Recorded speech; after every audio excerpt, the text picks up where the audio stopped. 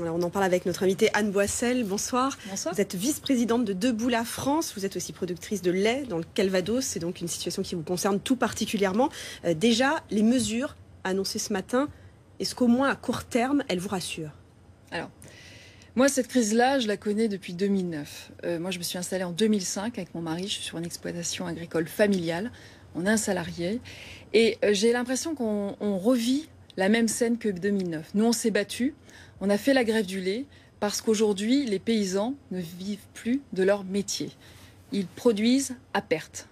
Donc là, 2009, on a eu, pour le lait en tout cas, la contractualisation. Et c'est pour ça que je suis très étonnée que la contractualisation soit mise en avant par le ministre Monsieur Le Foll, puisque ça ne marche pas dans le lait. En deux mots, vous pouvez nous réexpliquer justement en quoi il s'agit, cette contractualisation? Eh bien, la contractualisation, c'est-à-dire que vous avez un gros groupe industriel, laitier, et en face, vous avez le producteur. Et dans ce contrat, il n'y a pas de prix. Voilà.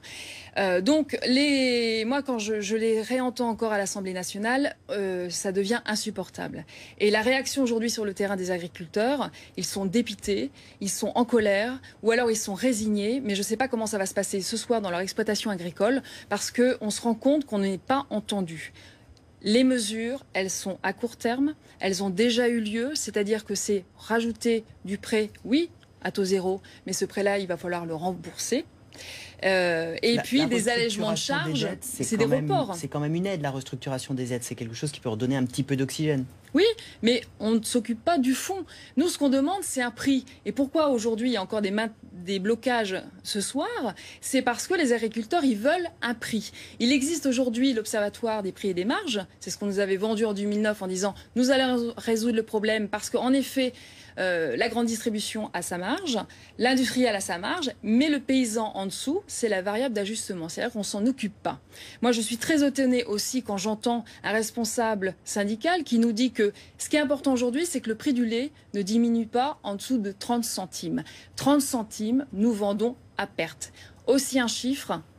J'ai eu l'AG de ma laiterie il n'y a pas longtemps. Les prévisions dans les 5 ans, aujourd'hui nous sommes 65 exploitations agricoles laitières. Dans 5 ans, nous ne serons plus que 45 000. Et les paysans qui manifestent aujourd'hui, ils le savent bien. Voilà, nous sommes en péril. Alors qu'est-ce qu'on veut? Qu'est-ce qu'on veut comme agriculture dans notre pays? Là, vous êtes en train de nous dire que tout cela, ce sont des mesurettes.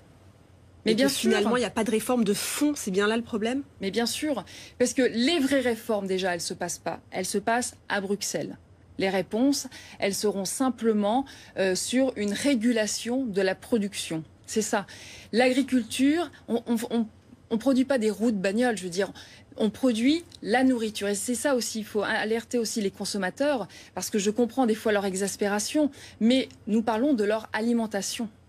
C'est très important. On parle de l'Europe, l'idée très avancée ces derniers jours, c'est celle de renforcer le label France. Est-ce que vous y croyez, sachant que le problème, c'est évidemment l'Europe qui, par les règles communautaires, nous interdit de favoriser nos produits locaux? Alors, moi, dans la viande, pour moi, ces mesures-là, elles existent déjà. C'est-à-dire qu'aujourd'hui, un consommateur qui veut acheter de la viande française, il peut la trouver. Il y a encore un grand souci, après, c'est dans les produits transformés. Parce que pour savoir ce qu'on achète dans un produit transformé, et là, l'industrie agroalimentaire, normalement, devait déjà travailler sur ce dossier-là. Et ce n'est pas le cas. Donc, aujourd'hui, vous achetez du beurre, déjà. Moi, des fois, je fais des expériences. J'ai acheté la dernière fois une plaquette où c'était marqué, soi-disant, beurre. C'était tout sauf du beurre. Donc là, il y a un besoin de traçabilité sur le beurre, sur le lait. Et souvent, quand on dit oui, mais le lait, on peut l'acheter à 60 centimes ou 90 centimes dans une grande surface, ce lait-là, on lui a enlevé toute sa matière grasse. Et donc, cette matière grasse, elle a déjà été valorisée par l'industriel. Vous pensez que les blocages ils vont se poursuivre dans les heures qui viennent? On a le sentiment qu'il y a quand même une grosse déception qui domine, quelles que soient les régions concernées d'ailleurs. Oui, parce que la désolation est grande. Nous, dans le Calvados, et c'est pour ça qu'on a été très actifs dans le Calvados, le mois dernier, il y a eu 2 suicides et 2 appels d'urgence. C'est la réalité, c'est ce que nous vivons. C'est-à-dire, c'est la pression.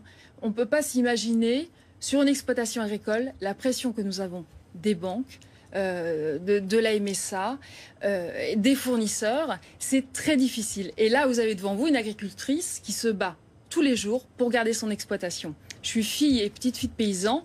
J'ai envie aussi de transmettre, sauf qu'aujourd'hui, on donne plus envie. Il y a encore beaucoup de JA, on me disait, bon, il y a encore des jeunes agriculteurs qui s'installent. On n'arrive même plus à donner l'envie à nos enfants de s'installer. Vous qui connaissez particulièrement ce dossier, s'il y avait une première mesure structurelle vraiment à prendre, ce serait quoi? Alors, c'est le prix plancher. C'est-à-dire qu'aujourd'hui, un paysan ne devrait pas pouvoir vendre son produit à perte.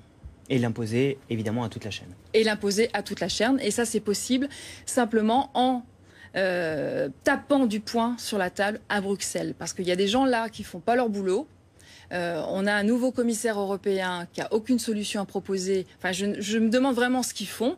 Donc, il y a des solutions qui existent. Moi, je fais partie de l'EMB, l'European Milk Board, qui a des propositions à apporter. Il faudra un moment qu'on les écoute et c'est ce qui nous sauvera.